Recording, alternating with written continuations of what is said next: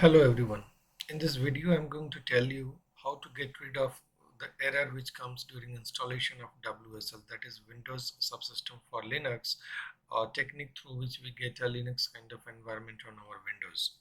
Sometimes you are lucky if you can install it in one go, but if you get an error like WSL registration distribution failed with error, something like this, then in this video I'm going to tell you how to do it. So first of all, you should go to here on the start search screen, search application, and here write Windows features on off in control panel, right? In control panel, and you open it. So here it tells us about some of the features which are by default not installed, and in your case, if you are getting the error, then these things might be not checked. For example, you see here Windows Subsystem for Linux, check this one, and there could be one more, Windows Hypervisor Platform and Virtual Machine Platform. These three things: Virtual Machine Platform, Windows Hypervisor Platform, and Windows Subsystem for the Linux. You check this and you say okay, click OK on it, then it will ask you to restart, right?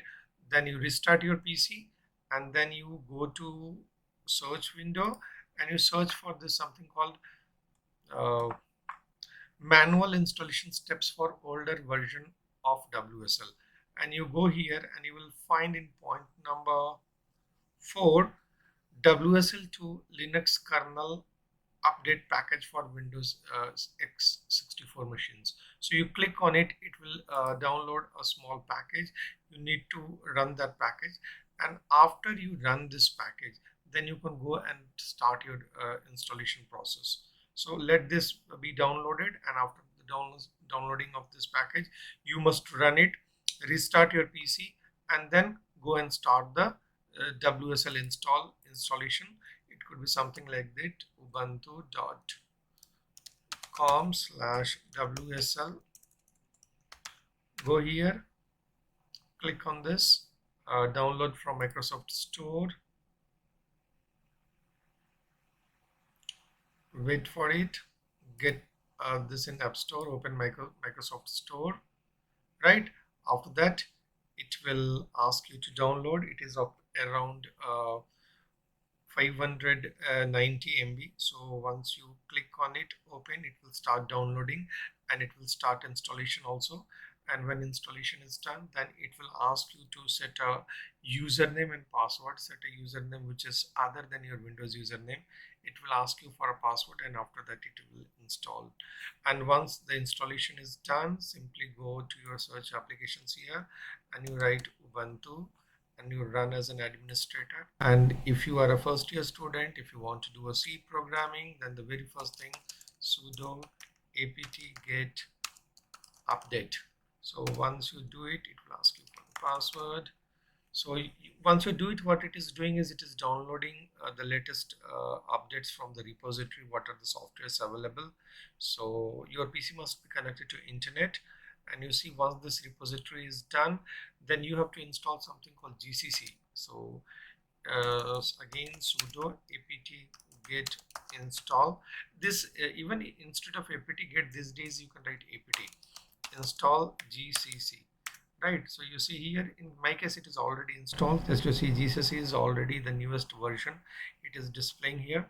Now once GCC is installed, then you can start writing your C program. So you can use any editor, and in my case let the editor be vi. So vi first .c is the name of the program that I want to write. Let me write it. Escape I to go into the insert mode, then include stdio.h. let me write my first sample program, int main. Open the braces and close the braces at the same time. Come back and write your program. Printf congratulations. Let me put an extra n here, \n, return 0. Now press escape, press colon. Now look at the bottom left corner here. You try W and Q to write and quit. Now let me compile this. So GCC first.c. This is the name of the file that I want to compile, and the output file name -o I want to give. I give it as first. Now it is done, successfully compiled, no error. Otherwise you will get an error. If you get an error, then you again go vi first.c and you write it. Okay, now in order to run it, /dot first, it is the name of the output file. So let me see. Oh yes, here we get the output. So in this way you can successfully install a WSL on your Windows system. If you have errors, then you update the package, go to Windows, turn off features and enable and disable certain features, and you can fix it and run it. You update the repository, download the GCC for the first time. Using VI editor, you can write your program. After that, come out of the VI editor, compile it and run it.